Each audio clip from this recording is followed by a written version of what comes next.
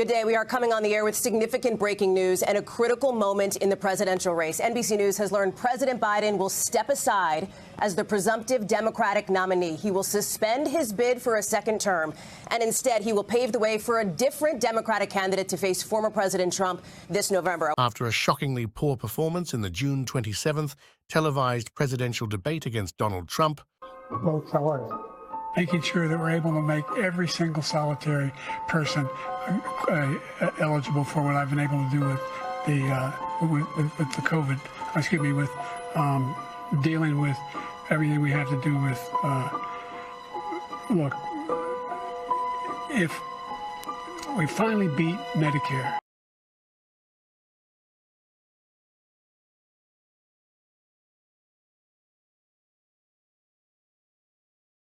if anybody in America thinks that that was even close to being an okay debate by Joe Biden, I'm living in a parallel universe.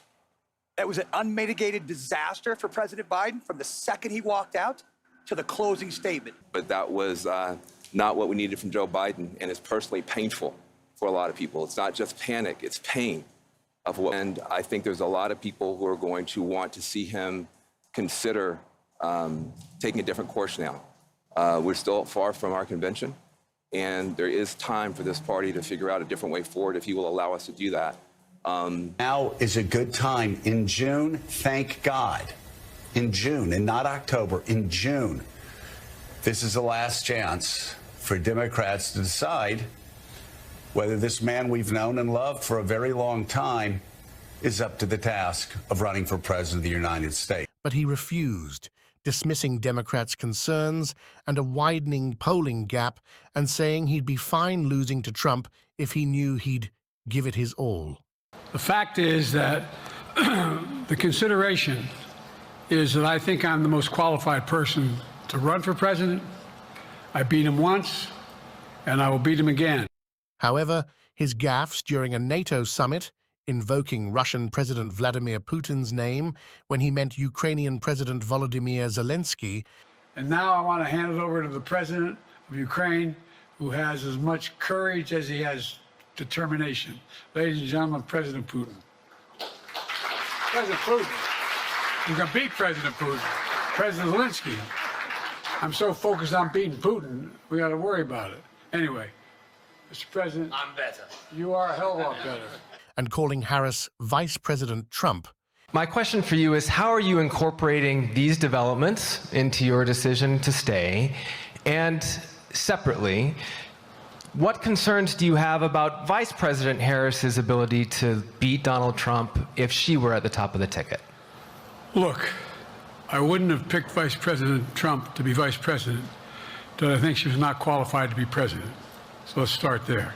His two major blunders exacerbated concerns, and so the pressure on him to drop out intensified, and following tremendous and rising pressure to get out of the campaign, President Joe Biden ultimately caved in. So Joe Biden made this announcement somewhat discreetly by just posting it to social media channels as a letter. We can read that full letter for you now. It says, "My fellow Americans, over the past 3.5 years, we have made great progress as a nation. Today, America has the strongest economy in the world. We've made historic investments in rebuilding our nation, in lowering prescription drug costs for seniors, and in expanding affordable health care to a record number of Americans. We've provided critically needed care to 1 million veterans exposed to toxic substances, passed the first gun safety law in 30 years, appointed the first African-American woman to the Supreme Court, and passed the most significant climate legislation in the history of the world. America has never been better positioned to lead than we are today. I know none of this could have been done without you, the American people. Together, we overcame a once-in-a-century pandemic and the worst economic crisis since the Great Depression. We've protected and preserved our democracy, and we've revitalized and strengthened our alliances around the world.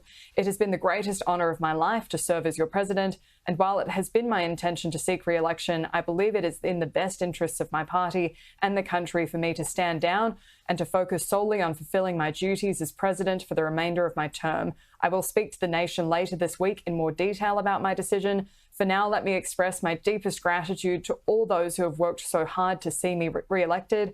I want to thank Vice President Kamala Harris for being an extraordinary partner in all this work. and let me express my heartfelt appreciation for the American people, for the faith and trust you've placed in me.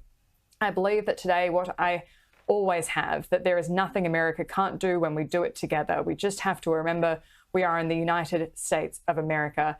Now, the first read of that, everyone said the same thing. No endorsement for Kamala Harris. And it only took a few moments for then the Biden account to then post that formal endorsement of Kamala Harris saying, my fellow Democrats, I've decided not to accept the nomination and to focus all my energies on my duties as president for the remainder of my term.